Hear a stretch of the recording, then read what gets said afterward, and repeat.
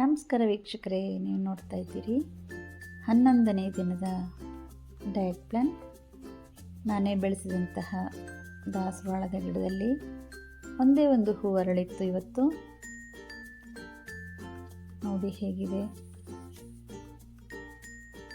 1 kg ನಾನು ಜಾಸ್ತಿ ಆಗಿದ್ದೇನೆ ಮದುವೆಗೆ ಹೋಗಿ ಬಂದು. ಹಾಗೆಯೇ ಎಂದಿನಂತೆ ನನ್ನ ವೇಗದ ನಡಿಗೆ. ದಾರಿನಲ್ಲಿ ನಾನು ಒಂದು ಪತ್ರೆಯನ್ನು ನೋಡಿದೆ. ಇದಕ್ಕೆ ಲಕ್ಳಿ ಪತ್ರೆ ಅಂತ ಕರೀತಾರೆ, ಲಕ್ಕಿ ಸೊಪ್ಪು ಅಂತಲೂ ಹೇಳ್ತಾರೆ. ಸುಗಂಧಮಯವಾಗಿರುತ್ತೆ. ಇದು ಶಿವನ ದೇವಾಲಯಗಳಲ್ಲಿ ಪೂಜೆಗೆ ಬಳಸ್ತಾರೆ. ರುಚಿಯಲ್ಲಿ ಕಹಿ ಅಂಶವನ್ನು ಹೊಂದಿದೆ. ಔಷಧೀಯ ಗುಣ ಸಹ ಇದೆ ಇದಕ್ಕೆ.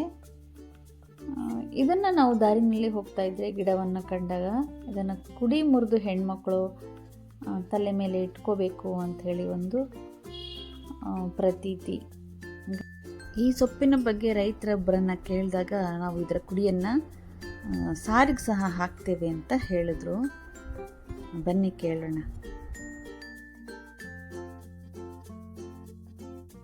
ಸೊಪ್ಪು ಬೆರ್ಸೊಪ್ಪು ಅಂತ ಮಾಡ್ತಾರ ನಿಮ್ಮ ಕಡೆ? ಬೆರ್ಸೊಪ್ಪು ಯಾವ ಕಡೆ ನೀವು? ಚನ್ನಪಟ್ಟಣ ಕಡೆ ಬೆರ್ಸೊಪ್ಪು ಅಂತಾರೆ. ನಾವು ಇದನ್ನ ಏನು ಉಳ್ಸೊಪ್ಪು ಅಂತೀವಿ. ಬೇಳೆ ಮೇಲೆ ಏನು ಸೊಪ್ಪು ಅದೇ ಎಲ್ಲನೂ ಕಿತ್ತಿ ಎಲ್ಲ ಒಂದೊಂದು ಪುಡಿ ಎಲ್ಲ ಕಿತ್ತಿ ಸೊಪ್ಪು ಮಾಡಿ ಅದಕ್ಕೆ ಬೆರ್ಸೊಪ್ಪು ಅನ್ನೋದಾ? ಹಾಗೆಯೇ ಇವತ್ತು ನಾನೊಂದು ಸೂಪ್ ಮಾಡ್ಕೊಳ್ತಾ ಇದ್ದೀನಿ, ಸೊಪ್ಪಿನ ಸೊಪ್ಪು. ಅದಕ್ಕೆ ಬೇಕಾಗುವಂಥ ಸಾಮಗ್ರಿಗಳು: ಈರುಳ್ಳಿ, ಬೆಳ್ಳುಳ್ಳಿ, ಒಣಮೆಣಸಿನ್ಕಾಯಿ, ಜೊತೆಲಿ ಒಂದು 5 ಬಗೆಯ ಸೊಪ್ಪು: ನುಗ್ಗೆ ಸೊಪ್ಪು, ಕೆಂಪು ದಂಟು, ಬಿಳಿ ದಂಟು, ಆಮೇಲೆ ಇದು ಪುನರ್ನವ, ಆಮೇಲೆ ಗೋಣಿ ಸೊಪ್ಪು. ಇದನ್ನು ಉಪ್ಪಲ್ಲಿ ಚೆನ್ನಾಗಿ ನೀರು ಹಾಕಿ ಚೆನ್ನಾಗಿ ತೊಳ್ಕೊಳ್ಬೇಕು, ಒಂದು 5-6 ಬಾರಿ. ಅದೆಲ್ಲ ಶುದ್ಧವಾದ ಮೇಲೆ ಸ್ವಲ್ಪ 1-2 ಚಮಚ ಎಣ್ಣೆಯಲ್ಲಿ ಹುರ್ಕೋಬೇಕು. ನೀರು ಸೊಪ್ಪು ತೊಳೆದಂತಹ ನೀರು ಅದರಲ್ಲೇ ಇರುತ್ತೆ, ಎಣ್ಣೆ ನೀರು ಎರಡರಲ್ಲೇ. ಅದು ಒಂದು 5 ನಿಮಿಷಗಳ ಕಾಲ ಚೆನ್ನಾಗಿ ಬೇಯುತ್ತೆ.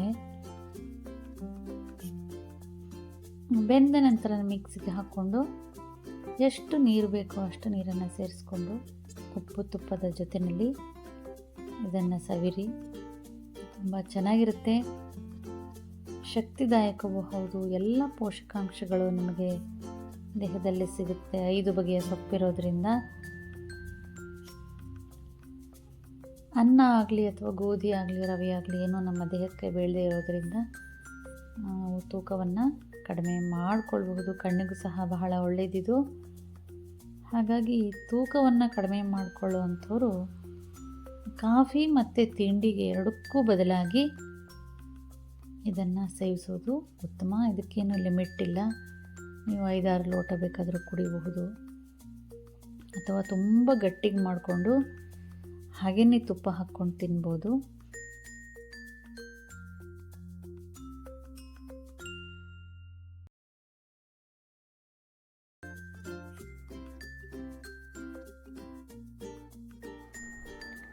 ಮಧ್ಯಾಹ್ನಕ್ಕೆ ಉಪ್ಪಿಟ್ಟು,